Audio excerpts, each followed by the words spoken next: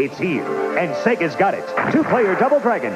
We can play together at the same time. Watch this. 8 different ways to defend yourself. Observe my deadly sidekick. Sega Master System and Double Dragon each sold separately.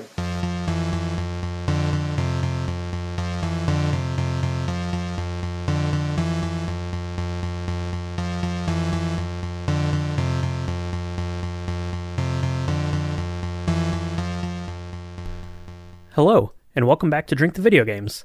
In this episode, I'm going to be taking a look at a game that was monumental to the beat-em-up genre on a few levels. Getting its arcade start in 1987, this game franchise would stand the test of time, garnering sequels, spin-offs, cartoons, and even a movie. It improved upon the brawler formula, giving us two-player action, the ability to pick up weapons, and it raked in more than a few quarters along the way, as players chose either Billy or Jimmy Lee and tried to rescue Marion. I'm Brian, this is Drink the Video Games, and today I'm talking about Double Dragon.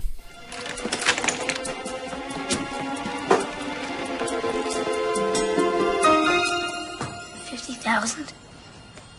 You got 50,000 on Double Dragon? To fully understand the impact of Double Dragon, we need to go back to the beginning. But luckily for us, the brawler or beat-em-up genre isn't much older than Double Dragon. I did a whole episode highlighting some of the history of the genre, but to make a long story short, in December of 1984, Spartan X, or Kung Fu Master, as it would later come to be known outside of Japan, is released, and it creates its own genre, the beat-em-up. Now, it's a pretty straightforward game, but it sets some rules that are important to the genre. Beat up a lot of bad guys, fight a boss at the end of the level, repeat on and on until you save the day.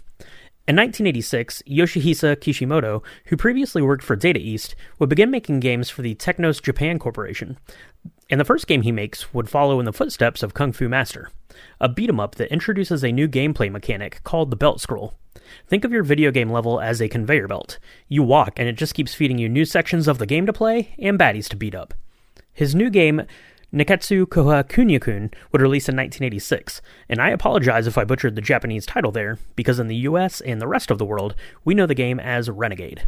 And Renegade was a hit, so to follow it up, Kishimoto would create a sort of spiritual successor to Renegade, taking the belt scroll concept and adding the ability for two-player co-op, the ability to pick up dropped enemy weapons, and more storytelling narrative.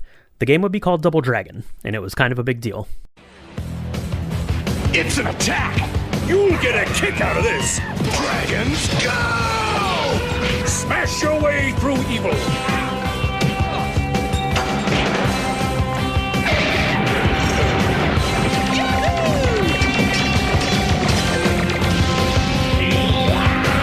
Let's do it! Double Dragon! Weekends only on this BKN network!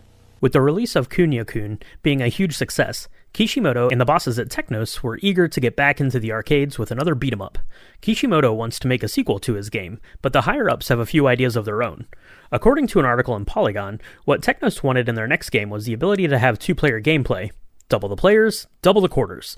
They also wanted it to appeal to a more international audience, so Kishimoto takes the setting of Renegade, which was modeled after his own high school, and swaps it with a near-future dystopian city, a la Mad Max.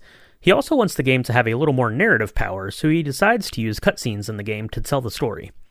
Basing this game again off of Bruce Lee's Enter the Dragon, and the ability to have double the players, Double Dragon is born, and would hit the arcades not only in Japan, but worldwide in April of 1987, and it was a huge success. It becomes one of the highest grossing arcade games not only in Japan, but also in the UK and the U.S.A. as well. The Fighting Brothers wouldn't have to wait long to make their leap from the arcade to the home video game systems, and while the characters were unnamed in the Japanese arcade version, and referred to as Hammer and Spike in the promotional materials for the overseas version, the world would come to know them as Billy and Jimmy Lee when it made the jump to the Nintendo Entertainment System in 1988. The NES version sells extremely well, over 1 million copies, and gets named as Game of the Year by Electronic Gaming Monthly. There would be other ports too, to basically any system going, and it would become a top seller on those systems as well. The Sega Master System, the Commodore 64, the Amiga, the Game Boy, the Atari 2600 and 7200, and a handful of others. With the financial success of the game, the widespread popularity in ports, and most importantly, the impact it had on the beat-em-up genre, Double Dragon is commonly listed among the greatest video games of all time. Electronic Gaming Monthly, Game Informer, Empire, G4, GameSpot, and several others all place Double Dragon on the list of the best of all time over the years. And with a cultural and financial success like that, it would only take Technos and Kishimoto 19 months from the release of Double Dragon to the arcades to release its sequel, Double Dragon 2: The Revenge. Tiger puts arcade action in the palm of your hand. Games like Double Dragon 2. Billy Lee returns as you use your incredible ninja acrobatics to fight your way through 9 missions to defeat the ultimate villain, the Black Shadow Boss. Also available, Jordan vs. Bird, Al Unser Racing, Hang On, and Space Harrier 2. Tiger LCD video games. Video excitement in the palm of your hand. Originally intended as an expansion to the Double Dragon arcade game, Double Dragon 2: The Revenge would become its own standalone game. The original arcade boards didn't have enough memory to support the upgrade. The game would feature Billy and Jimmy Lee, but their quest for revenge is set off by a decidedly dark act of violence by the Black Warriors. The game does change its control slightly from the first game and introduces some new attack moves, but by and large it's more of the same beat-em-up action as the first game. It gets its ports as well. The arcade version only takes a year to jump onto the ZX Spectrum, the Commodore 64, the Amiga, the Atari ST, and others in 1989, with an NES version coming in 1990. Like the first installment, the NES version takes its own liberties with the game, but one of the most beloved aspects of the Double Dragon NES ports is the soundtrack. The score, created by Kazunaka Yamane, is often referred to as one of the best on the system, and its soundtrack has been pressed onto vinyl and burned onto CD plenty of times over the years, the first of which being in March of 1990, the Japanese release of the Double Dragon 2: The Revenge soundtrack on CD and cassette. Double Dragon 3, the ultimate in NES martial arts action continues with all new weapons, characters, and street fighting moves against the world's most awesome villains. Double Dragon 3 from Acclaim, the action keeps coming. 1990 and 1991 would be the years that Double Dragon breaks out, so to speak. Dueling Double Dragon 3 releases and a 1991 6-issue comic book adaptation by Marvel. From what I can gather, Technos had little to no involvement. Instead, it was under the umbrella of Trade West, the US-based publishing company that had the publishing rights for Double Dragon in North America. The comics go off script a bit, with the Lee brothers' story taking a supernatural spin, but the comics themselves are pretty fun in that 1991 kind of way. Then there were the games, the 1990 arcade game, Double Dragon 3: The Rosetta Stone, and the 1991 NES game, Double Dragon 3: The Sacred Stones. In both versions of the game, Billy and Jimmy Lee would be sent around the world to collect the mysterious stones. The arcade game would be developed outside of Technos by East Technology. With slightly more realistic graphics, the arcade version would allow for 3-player co-op and a rather unfortunate microtransaction system, which allowed players to purchase in-game items, weapons, etc. Thanks a lot, Double Dragon. It also introduced a third Lee brother, Sonny. The Nintendo version, on the other hand, was developed by Technos, so it held the original Double Dragon aesthetic, and it allowed players to tag in other characters during gameplay. Both versions reviewed pretty well, and initially sold pretty well, but there had been a lot of Double Dragon in a pretty short time, and Technos and their distribution partners wouldn't slow down anytime soon. More ports would be coming. The Super Nintendo is on the horizon, and Saturday morning cartoons and movie theaters would be getting the Double Dragon treatment over the next 4 years. We call upon the power of Double Dragon. Billy and Jimmy Lee, in disguise, take to the streets in their Double Dragon cruiser to battle Shadow Master on his Shadow Raven. He's secretly armed to destroy the twins, but they've got fire surprises of their own. No one stops the Shadow Master. Ride's over. Fire! Twin Masters of Battle. Double Dragon. Figures and vehicles sold separately. The excitement over Double Dragon games had begun to wane a little bit, but there is a growing desire to cash in on that early success, so we get a Saturday morning cartoon series in 1993, along with a line of incredible toys from Tyco. The animated show, which is closer to the Marvel comic series than the video game, runs for 26 episodes until 1995, and the Double Dragon motion picture would come out in 1994. They're tough. Save some for me. They're magical. Shadow Demon, you shall not pass. They're dedicated. Welcome to the Power Core. They're fast. They're the greatest heroes to ever fight for justice. All right, so where's the on button? They're the only hope for a new world. Double Dragon. The film stars Scott Wolf and Mark Dacascos as the Lee brothers, Alyssa Milano as Marion, and Robert Patrick as the new villain Kogashuko. Meanwhile, the games are coming fast. Super Double Dragon releases in October of 1992 for the Super Nintendo. Battletoads and Double Dragon releases on the NES in 1993. This game, developed by Rare, would see the two beat-em-up fan favorites join forces and fight alongside aboard a giant spaceship because video games. 1994 would see the first in the series to be entirely produced and designed outside of Japan, Double Dragon 5, The Shadow Falls for the SNES, Atari Jaguar, and Sega Genesis. And finally, in 1995, Double Dragon for the Neo Geo would release. This game is based on the movie, which is based on the original arcade games. Also, it's not a beat-em-up, instead going for the head-to-head fighting genre. This would be the last hurrah for Technos with Double Dragon. They go out of business in 1996, and the world would sit by and wonder, would Double Dragon ever return? So with Technos closing its doors, it's time for Double Dragon to enter its second era. But before I get into that, I want to take a quick break so Michaela from Drink the Movies can help us with a cocktail that features another Japanese export to the West. Michaela, hello, welcome back to Drink the Video Games. How are you doing today? I'm great. Thank you so much always for having me. How's it going?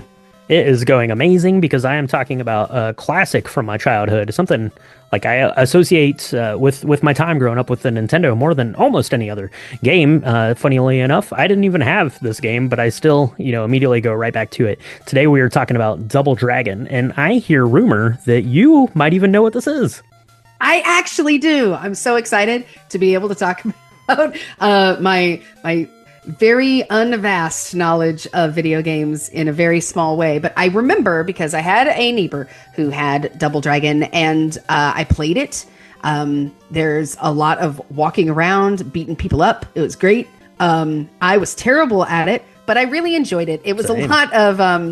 and then I remember the arcade. It showed up. There I don't know if it was Double Dragon 1 or 2, but one of them showed up as an arcade game that you could go and play. And that was kind of neat. I remember it inspired a movie that I ended up seeing in the mid-90s, I believe. I don't know. I don't remember that being any good, but I do remember Double Dragon. So I'm feeling really good about the cocktail because I actually feel like I have something to contribute this time around, believe it or not. That's right. Yeah, Double Dragon, it released in 1994, the film, if you want to go watch that. Scott Wolf, Mark Dacascos, and Alyssa Milano were in that one, so you can go check that out. But yeah, I thought we could mix up a cocktail here that kind of, tips its hat a little bit to Double Dragon, but really it kind of followed in similar footsteps to Double Dragon.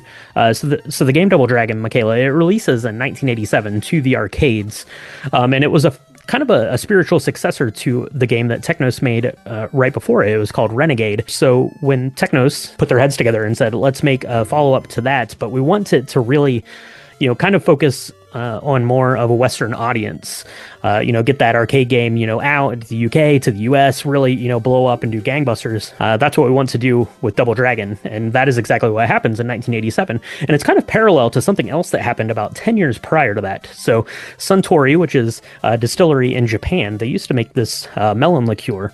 They made it, they sold it, it sold fine in Japan in, kind of the mid 60s. So what they do is they change the name to Midori and bring it, and it premieres at Studio 54 in New York City in 1978, and it's this cast party that they're having for Saturday Night Fever. That is when Midori makes its big break into the United States. So I imagine, it's the same kind of thing, right? It's a Japanese company that's looking to make inroads into like the U.S. market, same kind of thing. I imagine, coming out in 1978, the Midori Sour was an incredibly popular cocktail. So I imagine people like at the arcades late at night having a Midori Sour, throwing a couple quarters into Double Dragon, and that doesn't sound too bad to me, to be quite honest. So Michaela, the Midori Sour, it's an ingredient that is divisive, especially here on the podcast. I like Midori pretty well. You do not like Midori that well, but maybe a Midori Sour is in the cards for you today. I will say that I don't like too much Midori because when I tried this particular cocktail, I developed an appreciation to it a lot more. But the key is using it in the right amount and then having it pair with the right ingredients that really lifts the flavor of it instead of it being just a sugar bomb. Now, if you're making this in the 80s, you probably made it with Midori vodka and some sweet and sour mix, or probably more likely just some 7-Up especially there at Studio 54. They had other things on their mind there that night. But let's make a Midori Sour for the modern age. Michaela, would you mind putting one of these together for everyone? Sure. So there's a couple ways you could put this together. I've seen people put this directly into a glass and stir it. You can do that. This is how I'm going to make my Midori Sour. You're going to take 1 single ounce of Midori. You're going to add an ounce of vodka, a half an ounce of lemon juice, half an ounce of lime juice. You're going to put that in a shaker with some ice. You're going to shake that up. Then you're going to pour it into a glass with ice in it. Now, this glass could be any shape you want. I like it in a rocks glass because that's just what I like. Then you can add some club soda to top it. Then you can garnish with a lemon wheel. You can garnish with like a melon ball. People do a lot of different things with the garnishes, and then that doesn't really matter as much. But then you're going to sip this and enjoy it. I like to put it in a shaker and get it nice and cold because I don't want to dilute the flavors too much, because I think the lemon and the lime juice add that really beautiful sourness that pairs so nicely with the sweetness of the Midori and the melon kind of taste. It still is nice and green and bright, and it tastes really, like I said, it's just a much more like varied flavor than just sweet on sweet on sweet. This is nice and refreshing. Yeah, I thought that the parallels were too alike to ignore here for this one. So hopefully everyone out there enjoys a Midori Sour while they listen to the rest of the story of Double Dragon. So Michaela, thank you so much for joining me today. I definitely appreciate your time. Absolutely. Thanks so much for having me as always. Enjoy the rest of the show. We're at the Majesco Entertainment booth here at E3, and we're having a look at a reimagined classic. Dude, tell us about it. Double Dragon Neon. What do we need to know? Well, you nailed it with reimagination. It is not an HD upgrade. It is not the same game you played before. It's more of a love letter to the franchise and the 80s. This is for every kid of the 80s and every fan of old school brawlers. We've put this nice little package of just gold for you. With Technos going out of business in 1996, a company by the name of Million emerges from its ashes. Formed by former Technos employees, Million would hold onto some of the IPs that Technos had owned: River City Ransom, Super Dodgeball, and Double Dragon. Now, Million was way too small to make their own video games, and instead relied on porting the original Double Dragon games. Game Boy Advance in 2003, a mobile version in 2004 and again in 2005, Xbox Live in 2007, the Zeebo in 2009. You don't remember the Zeebo? Yeah, me either. It released in Brazil and Mexico in 2009 and ran until 2011. There was an iPhone version in 2011, and Double Dragon 2 gets an Xbox Live Arcade version in 2013, but hopefully you didn't play that one. Games Radar names it the 42nd worst video game ever made. There was a bright spot for Million's time with the franchise, though, and that would be Double Dragon Neon, which released to the PlayStation 3 and Xbox 360 in 2012. Developed by WayForward Technologies, Double Dragon Neon would bring in Yoshihisa Kishimoto to consult on the game, and were released to pretty strong reviews. Partially a remake of the original game, partially its own thing with a slightly different polygonal art style, and some more amped up humor, Double Dragon Neon would be the peak of what Million was able to do with the franchise before it gets purchased by Arc System Works in 2015. Billy and Jimmy had put an end to the Gensutsuken technique and were building Sosetsuken dojos across the U.S. But one day, on their way to one of the West Coast dojos, they were attacked by a mysterious group. This was the beginning of their next journey. Double Dragon 4.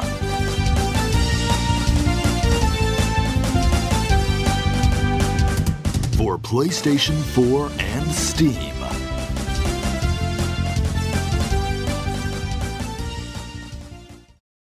Arc Systems was ready to dive headfirst into Double Dragon and get back to the series' roots. They had been the Japanese distributor for Double Dragon Neon, so Arc Systems had an idea of what they wanted to do with the series, and step one was bringing back the series' creator, Yoshihisa Kishimoto. He would serve as the director for the first entry into the series, 2017's Double Dragon 4. The series reverts to a more 8-bit arcade style, and while it doesn't score particularly well with the critics, fans were showing an interest in the series again after all these years. The next in the series, Double Dragon Gaiden, Rise of the Dragons, releases in 2023. Taking the classic arcade elements and incorporating elements of modern roguelikes, Rise of the Dragon seems to have finally gotten back to what players are wanting from their Double Dragon games, garnering positive reviews.